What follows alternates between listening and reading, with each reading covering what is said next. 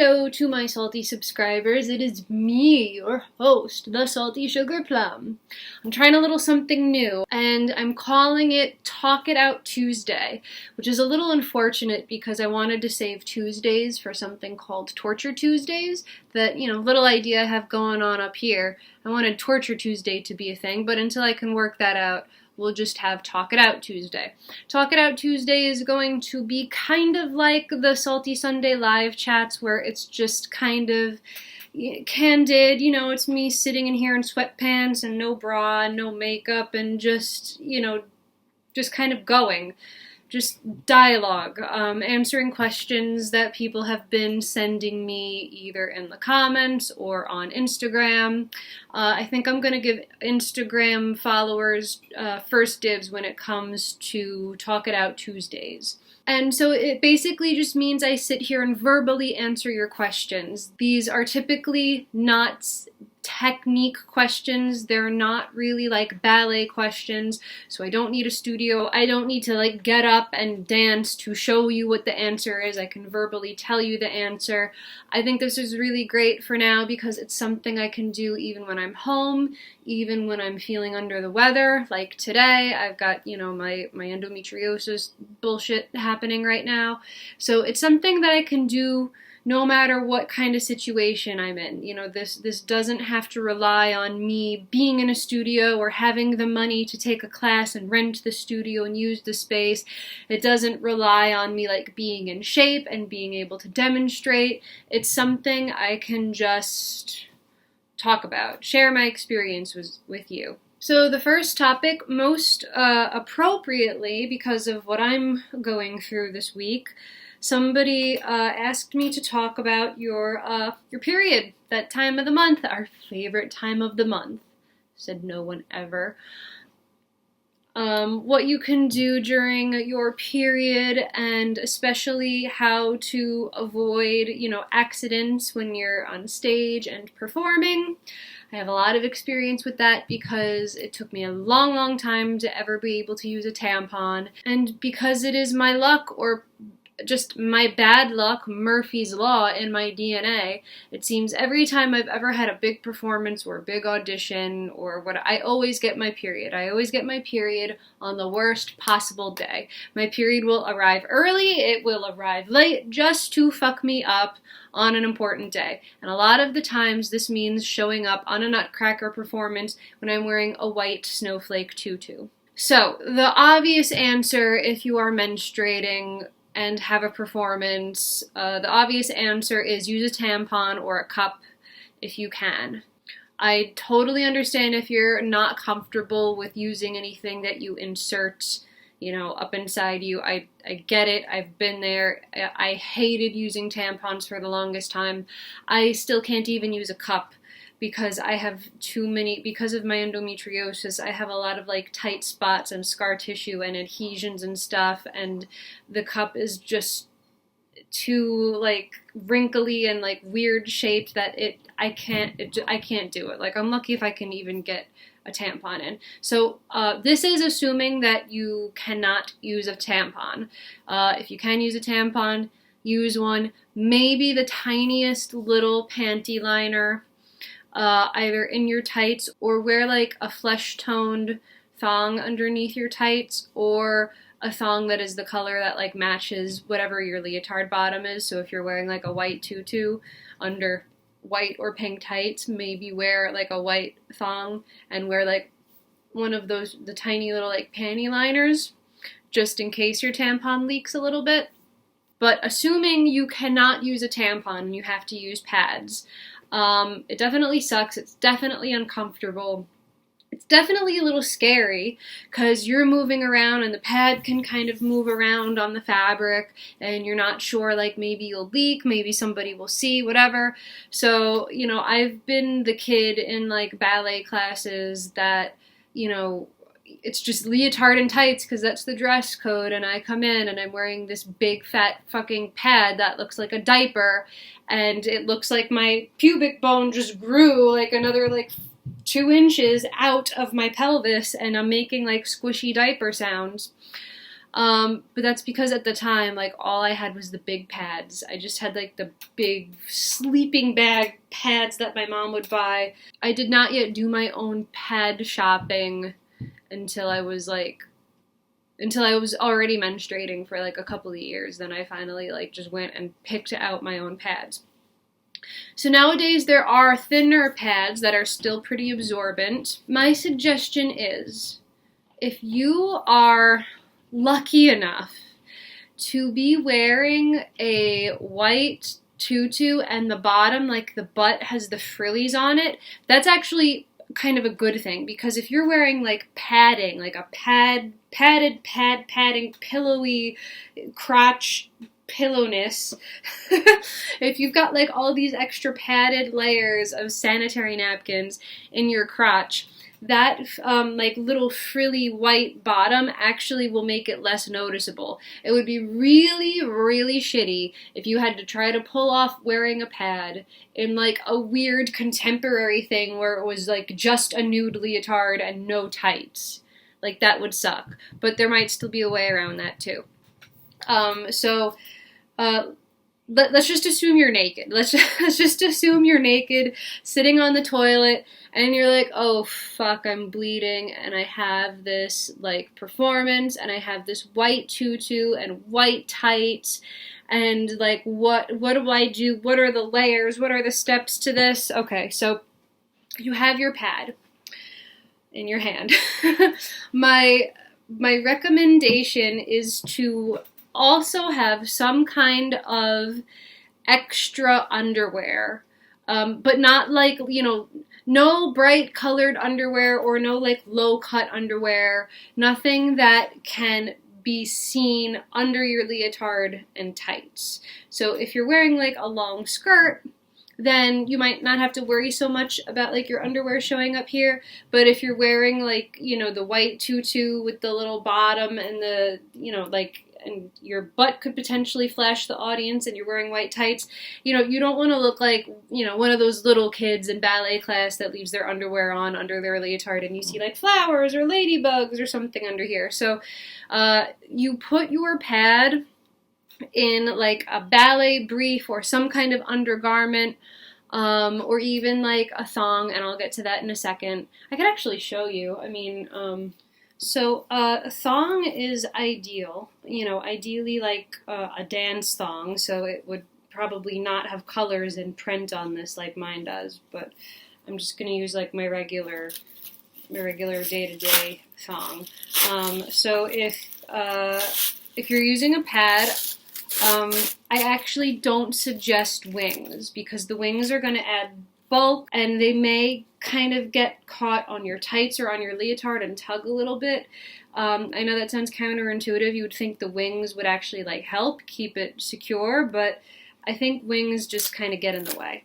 So if you have a thong, you're going to pretend it's regular underwear. So first, just apply it on your underwear. I kind of actually have to put this around my ankles a little bit to stretch it out.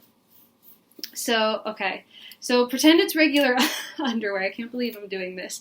Alright, so pretend it's regular underwear as if it has a butt, and just kind of stick it where you think you'll need it. And then down here you've got like all this extra like, stuff. What do you do with it? I fold it under and stick it to the thong itself. And yes, this means you will have some pad going up your butt in between your butt cheeks. Yes. Yes, when you first put it on, it is uncomfortable. And you think, oh my god, how am I going to dance like that? But this is, if you have to do it, this is the way. If this is where you're at right now in your ballet career, where you're bleeding and you can't use a tampon and you need to catch your leakage somehow underneath all your dance clothes, this is the first step. If you do not have a thong, I get that too, because my mom refused to buy me thongs, even if they were for costuming reasons. She was like, no, you don't need a thong, blah, blah, blah. What do you need a thong for? So I totally understand. If you don't have a thong, use your regular dance underwear. or just like regular underwear that is like high cut enough that it won't show under your leotard, or one that like matches your skin tone. And even if you don't have any of that, wear an extra leotard under your tights, under your costume leotard. Use an extra leotard as your underwear and put the pad in your leotard. And if you don't have a leotard that matches your skin color, wear a spaghetti strap that blends in with the costume you are wearing. So if you're a snowflake and the Nutcracker, see if you can find a white spaghetti strap leotard that is, low cut enough and doesn't have any like fancy embellishments that'll stand out from the costume. Put that on first. The first step is just having something that you can stick your pad to and put on your crotch and make sure it won't move when you're dancing. So whether that is a thong or a pair of dance briefs or flesh-toned underwear or underwear that can be concealed or pulled up high enough under your leotard or an extra leotard, first step is getting that pad on you. and then you put on your tights. If you were not menstruating, you would probably just put your tights on without underwear. Because I have such bad luck, I pretty much always wear a thong with a little panty liner under my tights, period or not, because I know it's just my bad luck that it will happen. So if you're not expecting your period and wearing nothing, or if you are wearing a tampon, you can be safe. You can have that extra layer of protection by just putting on a thong with an extra thin panty liner. The panty liner is not as thick as this. The panty liner is like half this size. So you could probably stick it on a thong without having all this extra fluff going up in between your butt cheeks. But if this is your only option, then do this. But if you have a tampon, I would also suggest back up with an extra layer with a slight panty liner. So you have your primary source of protection on, and then you pull on your first pair of tights. Why am I saying first pair of tights? Because some dancers, if they're menstruating, they may put on a second pair of tights. The second pair of tights can actually help. If you bleed through your first pair of tights, the second pair of tights, if you're wearing two pairs of tights over each other, and it's actually not that bad. I know you're thinking, oh my god, 2 pairs of tights, that's going to be too tight, I'm not going to be able to move. But believe it or not, 2 pairs of tights actually feels kind of nice when you're on stage. It kind of gives you a little bit of compression, and you don't feel as sore. Because when you're dancing, everything feels harder when you're performing, and you get extra sore.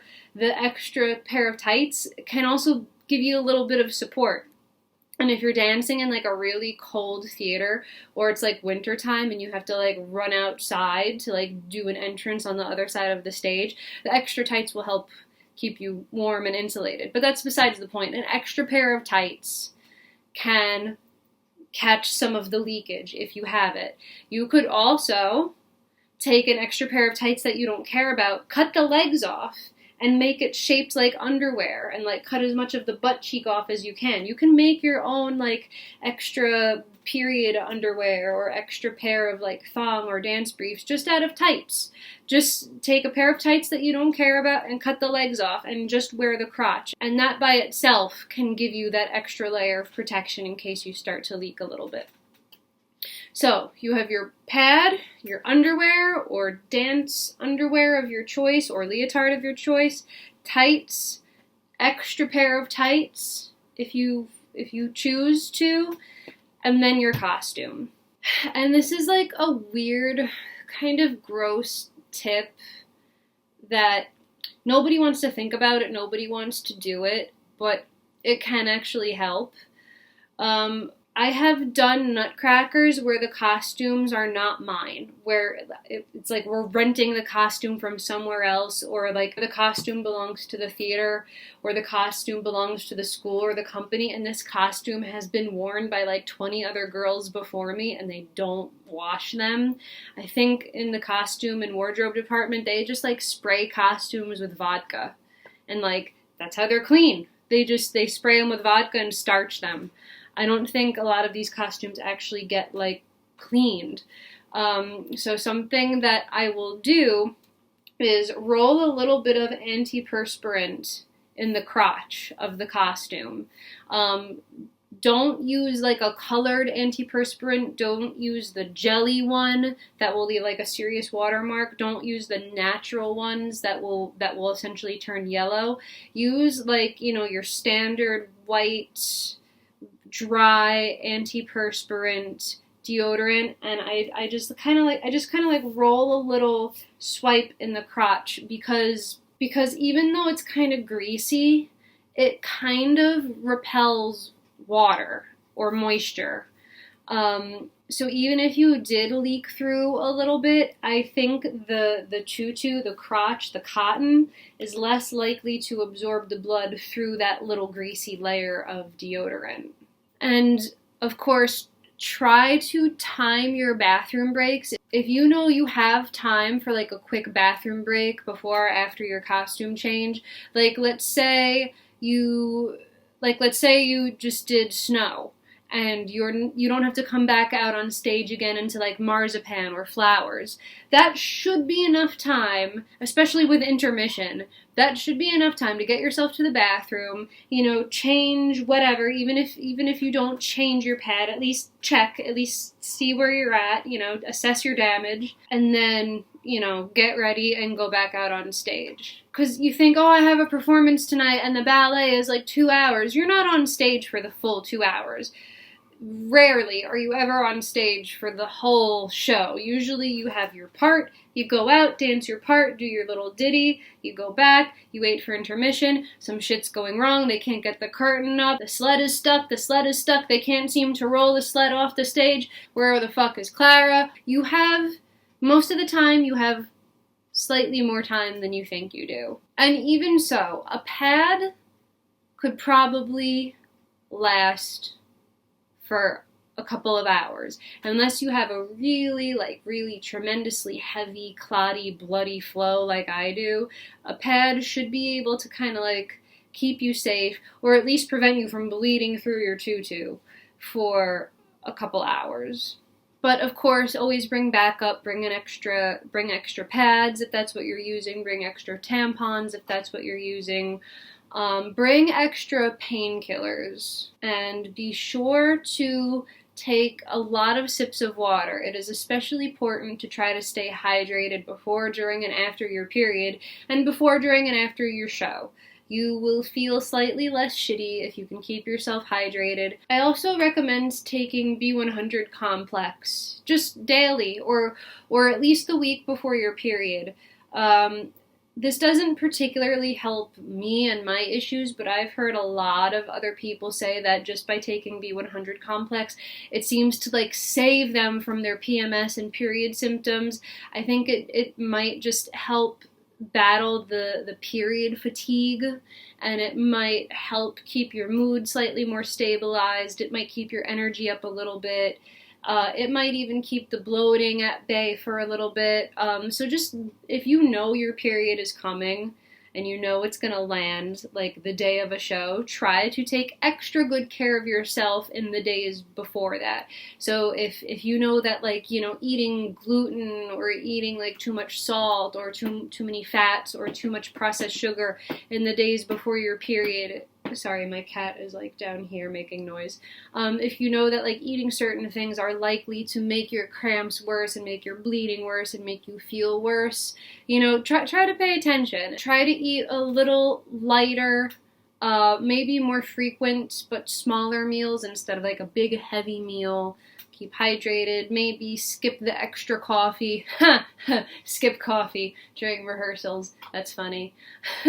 No, but seriously, like do whatever you can in the days before your show and before your period, to just make your day easier. You're already going through so much, like, oh, you gotta deal with your period on top of that. And on that note, I'm gonna use this to bring me into the next topic, which was, can you make a video talking about what to bring to a summer intensive?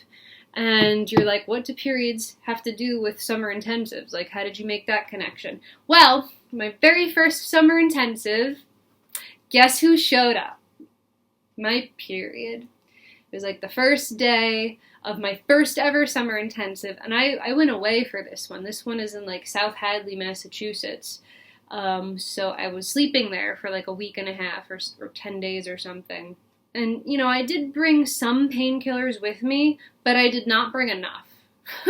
And luckily this was on like a college campus, and we had this like little convenience store. You know, they had like a little pharmacy shelf section where you could get your painkillers, you could get your icy hot, you could get your Band-Aids and stuff like that. And I was going into that store most often for pain relievers, whether it was period related or like dance related. So when you're going on a summer intensive, you're probably going to be dancing more than you're used to dancing at home. So at home you probably dance like 3 days a week, 4 days a week, maybe you have one class a day. But typically when you go to a summer intensive, it's intense. Like, it's called an intensive because you're dancing for like 5 hours a day, every day. So you are going to be more sore than you thought. You know, sometimes you go into a summer intensive and you think like, oh, I'll be fine, you know, like I'll just deal with it. I'll just, you know, grin and bear it. I'll push through it. And maybe you will, but maybe you also seriously underestimated how much you're going to be hurting and the severity of your pain. Like, I got injuries that I've never had problems with before. You know, think about it. You're traveling to a new place. You're sleeping in a new, strange place. So you may not be sleeping the greatest. You know, you're eating their food. It may be a diet that you're not quite used to. You know, your whole morning routine is screwed up. You know, you gotta wake up early and like go fetch breakfast instead of your mom making it for you. Or like, they don't have coffee there, or they don't have your vegan milk options there to drink your coffee, so now you're like constipated, you can't get your morning poop out, and now your whole routine is screwed up, and you're just like you're just generally uncomfortable and just kind of like, you know, not feeling at home, and that affects your dancing. And like, the studio is too cold, they crank up the air conditioning for some reason, and now your muscles are all tense and cold, and they're not letting you wear leg warmers, and the floor is weird and whatever.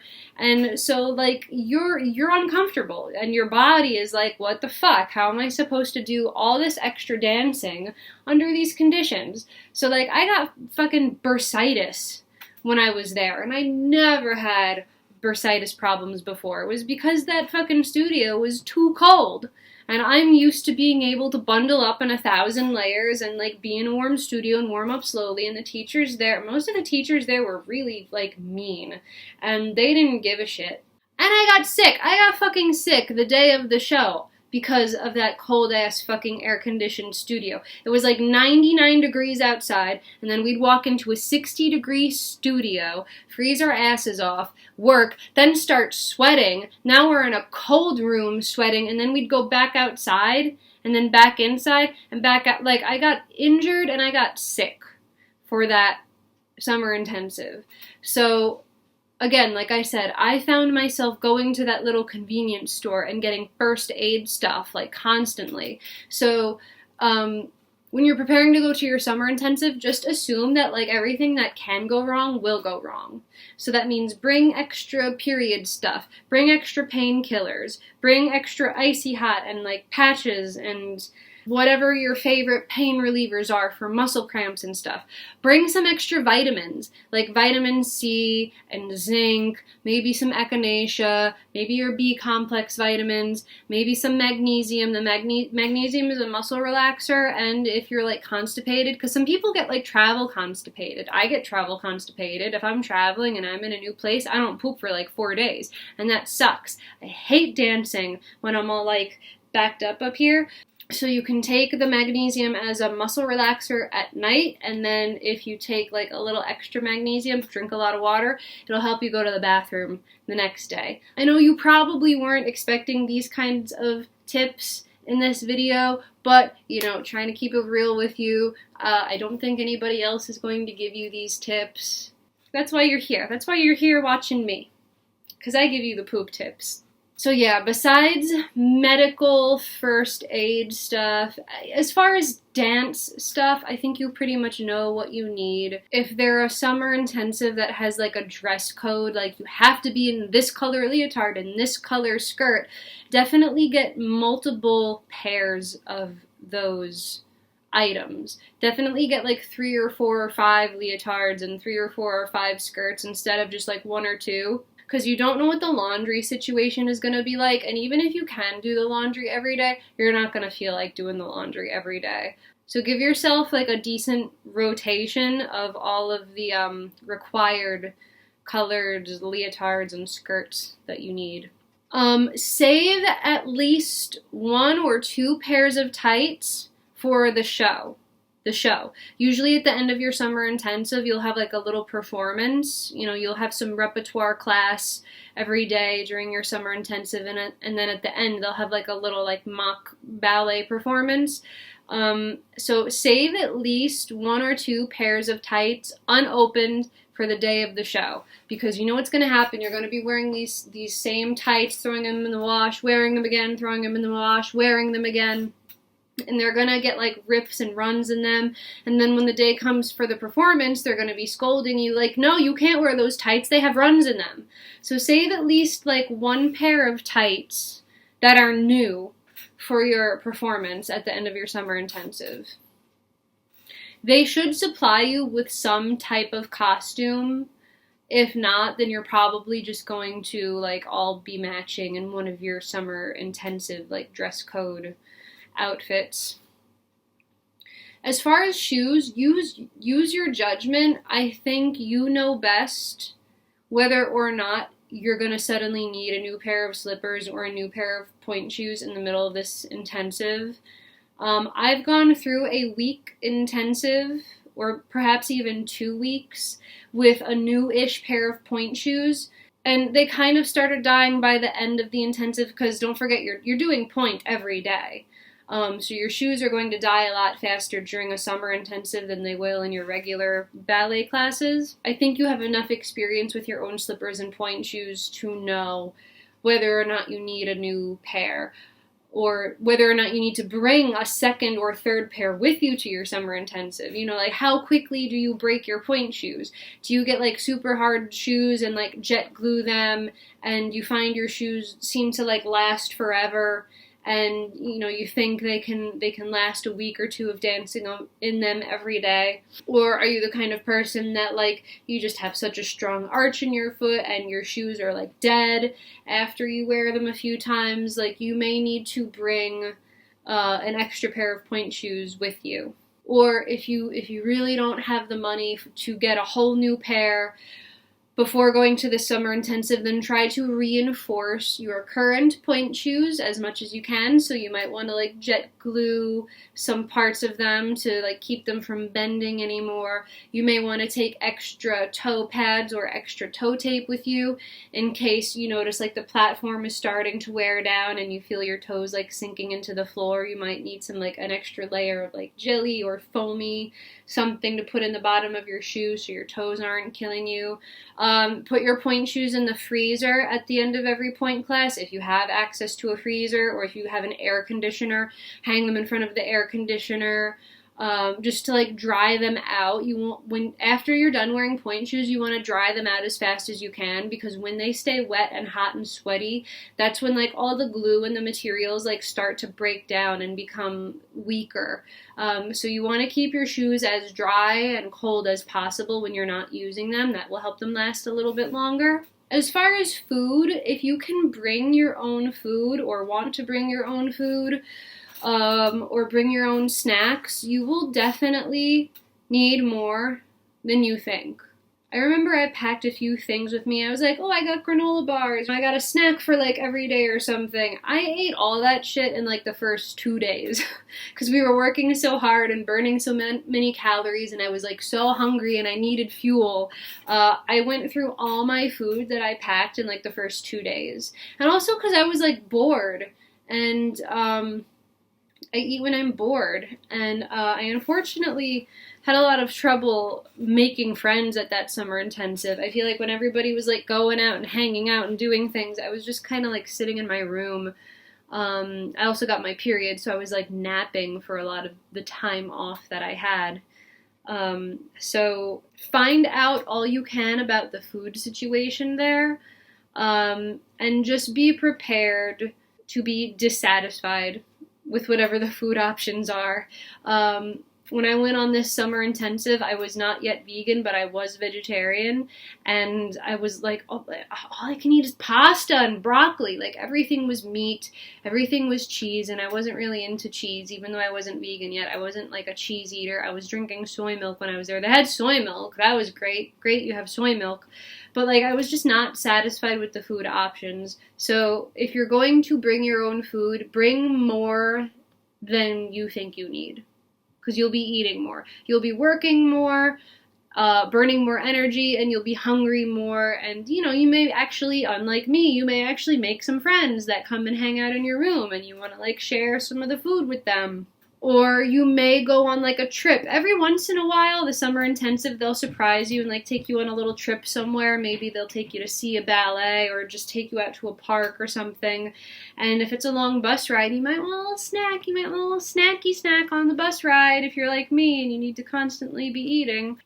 Speaking of going out on trips, you're mostly going to be wearing, like, loungy clothes when you're not dancing. Like, it's kind of like a dorm room experience. So when you're not dancing, you're probably just going to be like in sweatpants, in warm-ups, in pajamas. But like I said, they may take you on like a little trip. Like they'll take you out to a ballet or a performance or something. So you do want to pack at least like one nice outfit, maybe two if you're having trouble deciding what you want to wear. Pack one or two nice outfits in case you go out. And as far as footwear, it depends on the terrain of the campus that you're staying on. If my summer intensive were in the city, like in Manhattan, I would not be wearing flip-flops because, like, the streets are just dirty and there's, like, garbage puddles that you could step in. So I don't encourage... I mean, you can bring open-toe shoes to wear, like, around indoors. I like walking around barefoot, and a lot of the other dancers liked walking around barefoot, but like the head of the owner or their artistic director or whatever, Mr. Bianski, he was like, you have to protect your feet. You can't be walking around barefoot. You're dancers. You have to protect your feet. Wear shoes. So he was like scolding us to wear like more protective shoes on our feet. Bathing suits, bring bathing suits. Again, depending on the summer intensive. I don't know what, like Gelsey Kirkland Summer Intensive, American Ballet Theater Summer Intensive, they don't have a pool. We're not going swimming. But at this Briansky intensive that I went to, we had access to a pool and we would swim at the end of the day, which is really great, actually. It helps break up the lactic acid so you're not as like tight and sore the next day. And even before that, younger than that, when I was like a teenager, I went to this place called Usedan, which is a performing arts summer camp. And it was kind of the same thing. I would do ballet in the morning and then do my violin stuff. And then we would have a show and assembly and we would do swimming. And, then we would have like rehearsals for our like end of the summer performance or whatever. But some places have pools, some places have gyms. I don't know where you're going, but, find out what you can find out about all the amenities that you have access to and pack accordingly to that. Obviously, bring your toiletries, your preferred soaps, shampoos, shaving stuff, deodorant.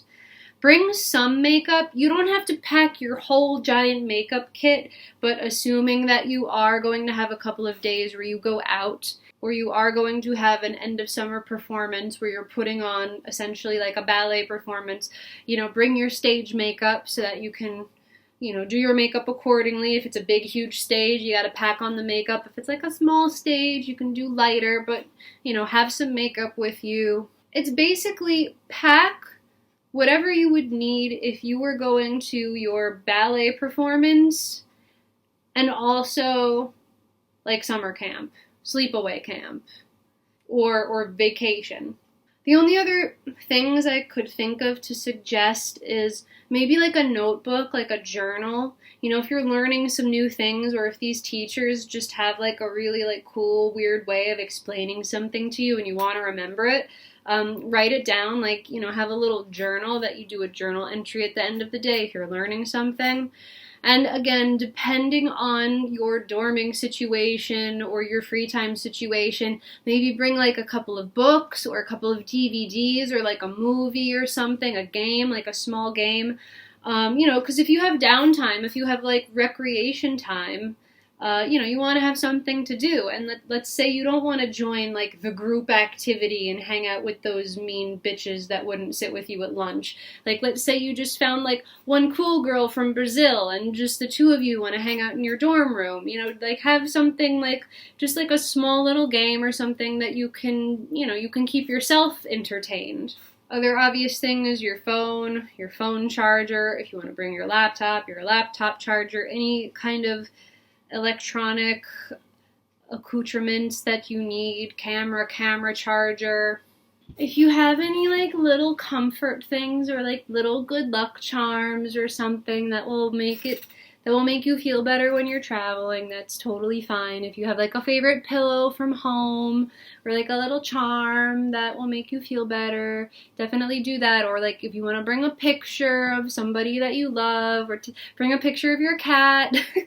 You know, if you have like anxiety when you're traveling, or if you know that you tend to get homesick, bring little things like that that'll like help you feel better if you're having like a rough day. Like, oh, the teacher was mean to me, rehearsal's hard, I'm tired, I want to go home. Like, bring something that will like, you know, cheer you up, perk up your mood. I think we've covered most of it. Bring extra socks and underwear, because that's something my mom would say. Extra socks. Always extra socks. Bring a lot of socks. All the socks. Socks and underwear. The rest you could kind of go without, right? As long as you got socks and underwear, you're okay. Lots of socks, lots of underwear. Maybe like 1 or 2 warmer articles of clothing, just in case you're in like a really cold theater, or like you get the one weird freak day where it suddenly drops to like 55 degrees when yesterday was 90 degrees. Yeah, and like even if you forget something, most of the time there is somebody there at the summer intensive that will help you get the thing that you need. We had like a leotard situation, and like one of the girls was like, oh, you can wear my leotard for the performance, so we all match. I have an extra one. There should be like a chaperone that can help you get like the painkiller that you need, or the thing from the pharmacy that you need. Or maybe you can arrange it that like you can find somebody to like drive you into town so you can like go to the store, go to the supermarket and get something that you forgot to bring with you. Bring your medications if you have medications that you take daily, or even medications that you don't take daily, but you know, you may need them if you're away, if you think you're going to be exposed to like certain allergens that trigger a reaction, or if you think, you know, you're going to be triggered by something that will, you know, like stress you out. If you have like a psychological disorder, you know, bring whatever meds you need to help you survive, even if you think you won't need them. There's a chance you'll need them. Bring a little extra. Bring baby wipes. Baby wipes are the best. Anytime I go anywhere, baby wipes. We have baby wipes in the house. Steve and I go through more baby wipes than a family that actually has a baby. Because think about it. Let's say you're like super sweaty and you don't have time to shower before your next thing, but you're just feeling so gross. Like, take a baby wipe, do a little wipe down, do a little freshen up, you know, wipe it down. Like, you didn't take a full shower, but you got all the stinky parts and you're feeling a little better. Bring them with you if you have like a bathroom emergency, like, oh shit, I just got my period. Or like, oh shit, that spicy food that I had the other night is like coming out the other end and now I'm really uncomfortable. Or like your feet are all sweaty and you like want to put on a clean pair of socks, but you don't have time to like shower, so like you don't want to put like a new dry sock on your sweaty, gross, disgusting, smelly foot. Wipe it down with a baby wipe. You were eating and drinking in your dorm room and like, ah, shit, you spilled the shit all over, whatever, and it's like, you know, regular water won't get the stain out. Baby wipe might.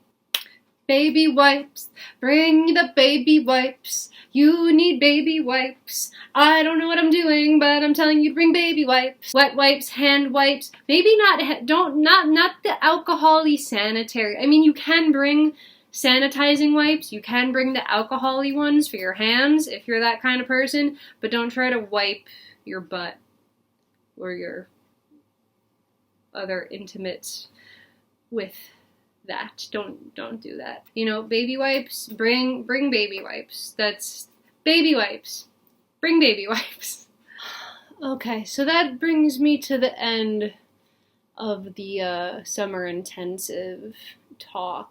And the last question was, can you give us tips on how to teach kids? Okay, so big fucking caveat.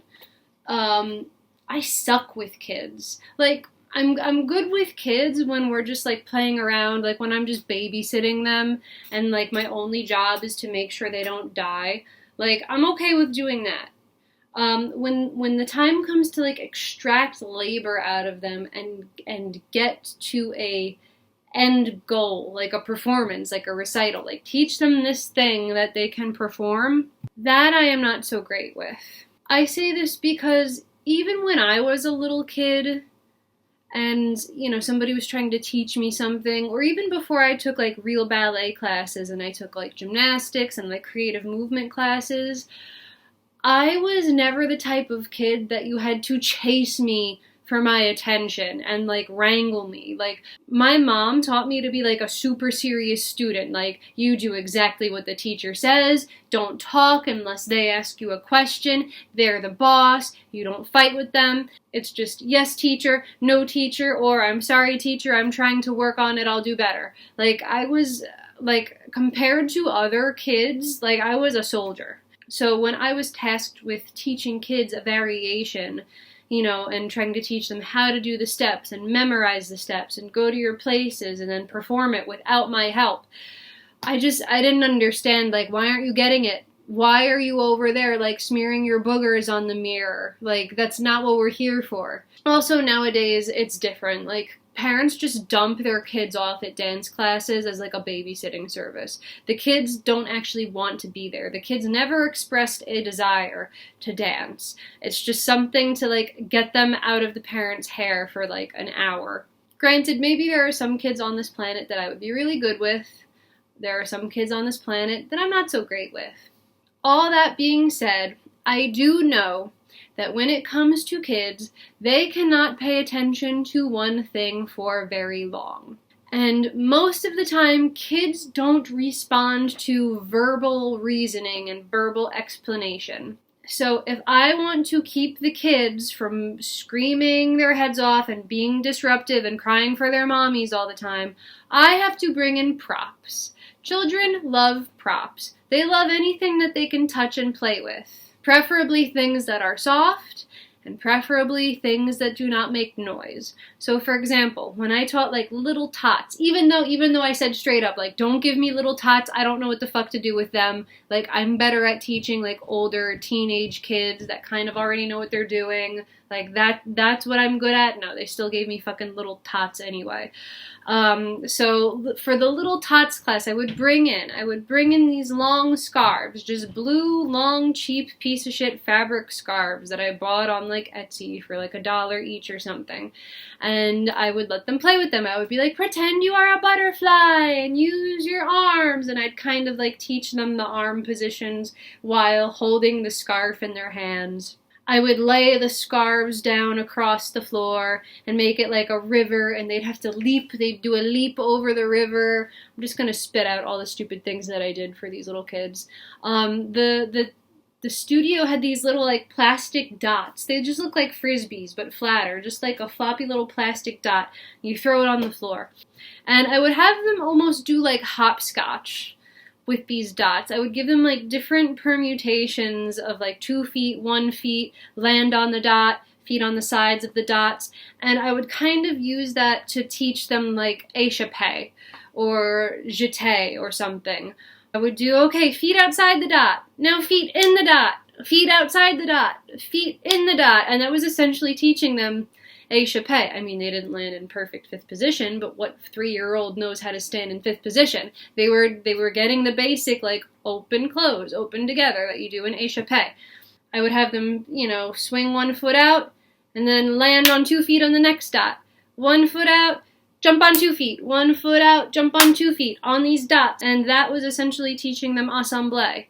I would do the same thing. I would 1 foot, land on 1 foot and touch your toe to the back of your ankle. Now do it again. Jump, land on 1 foot, touch the toe to the back of your ankle. Do them at the same time. And that was basically teaching them jeté. I was teaching them little petit allegro stuff, where I would have them draw a circle, draw your leg outside the circle, draw a line outside the circle, trace the circle with your foot, teach them rond de jambe. So you have to if you're going to try to teach them anything, you have to make it a game. You have to make it something visual and fun, and, make it feel like they're doing anything but ballet. Because the second that they're onto you, and the second they think you're teaching them something that is, academic, then they're just they won't do it for you. They won't. You have to trick them. It's constant trickery. Definitely don't bring them anything loud. I made the mistake of bringing tambourines once to teach them, tarantella. Bad idea. Don't bring tambourines. Even the fucking teenagers at the other studio, they were 13, 14, 15-ish. And I brought tambourines, and they were as bad as the 3-year-olds. Just making noise so don't bring anything that makes noise. Not when you're teaching kids. Give them the noise-making thing the day of the show. That's it.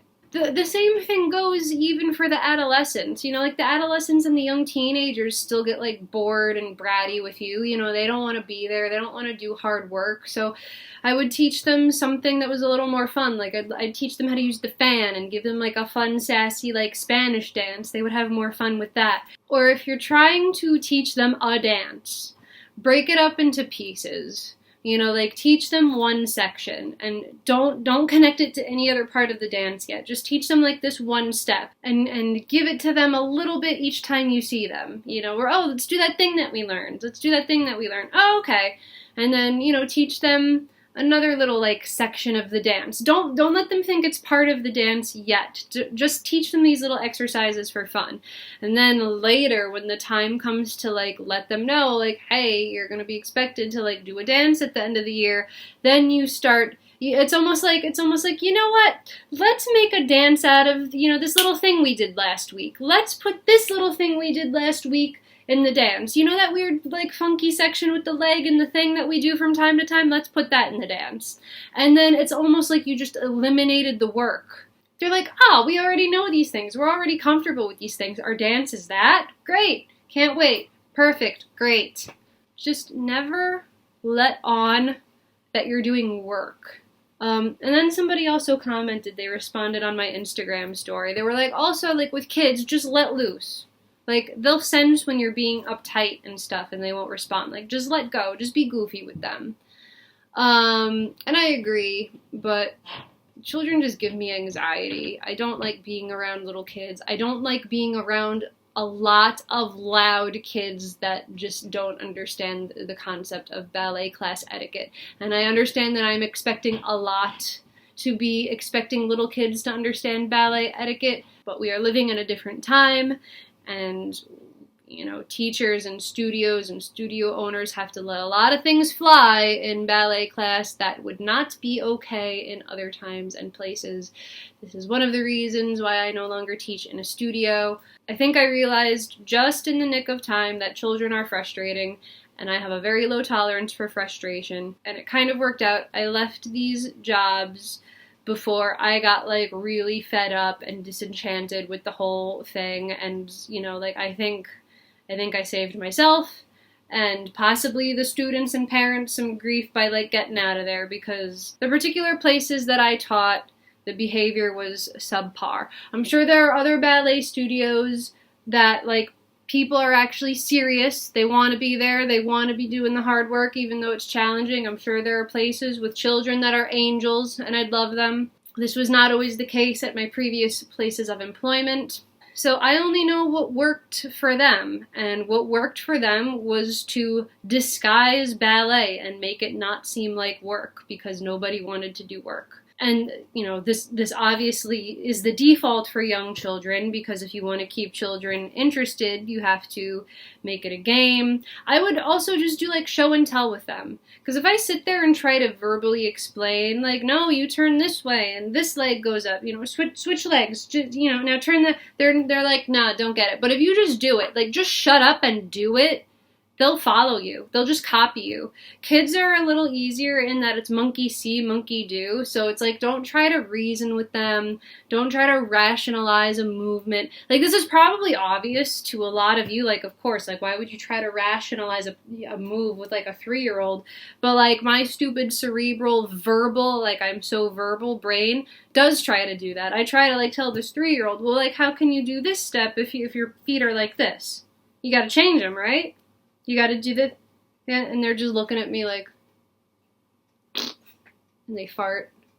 Kids are smelly. I don't like kids. Yeah, don't try to reason with children. Just do the thing you want them to do, and they will copy you. Also, you can eat up like a whole 10 to 15 minutes just on the floor, doing floor warm-up exercises.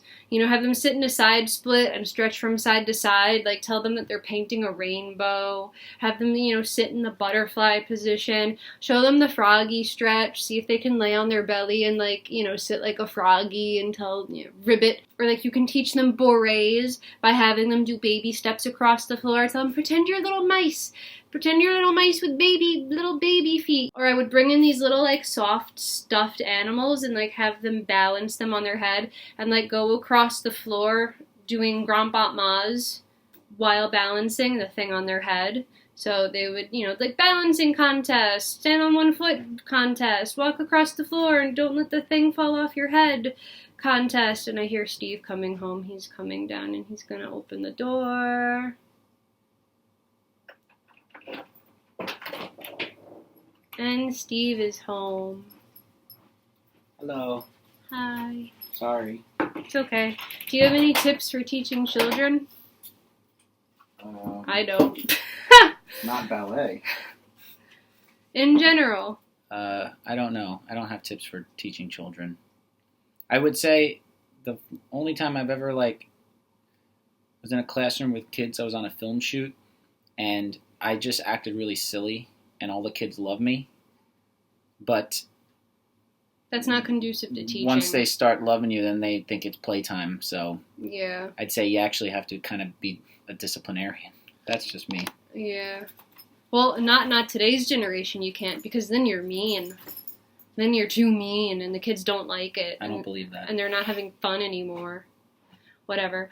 But, Steve actually came home at a good time. I think this kind of concludes my video. I think I answered the 3 main questions that came up today. So yeah, let me know if you like this. If this is just, Steve, I'm trying a new thing. This is the new thing. We're trying Talk It Out Tuesday, where I just verbally answer questions. It's kind of like Salty Sunday, except they are predetermined, pre-concocted questions, pre-chosen,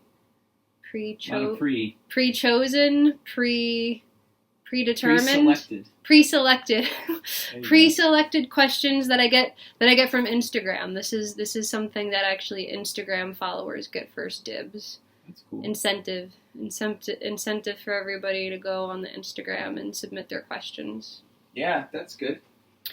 This is just until I can do Torture Tuesday. We're doing Talk It Out Tuesday until I can get. What's Torture Tuesday? You can be in the frame. What's Torture Tuesday? Torture Tuesday is when I take a video of.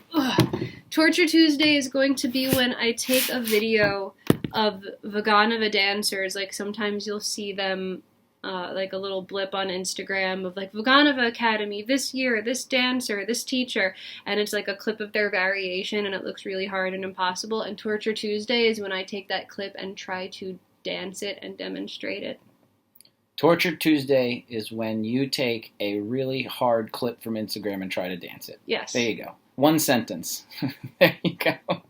You got to work on your conciseness. I'm a good teacher because I explain things 10 different ways. That's why people like me. This is all getting cut, isn't it? No. Tell him he's wrong. So okay. Comment right now and tell Steve to shut up. He doesn't know what he's doing. You got with the lighting here. That's all I could. Shut up. Right, well, anyway, okay. It's almost over. Salty Sunday. You're fat. Get off my leg. Salty Sunday. Salty Sunday is the second and fourth Sunday of every month. That's our live chat. But if you can't come to our live chat, go on Instagram, comment, DM, whatever you got to do, and she will answer your questions on Talk It Out Tuesday. I like it. So follow her on Instagram. We need to get up the Instagram things. Just Padhead signing out. That's what you do. No, that's too Nazi. No, don't do that. Padhead signing out.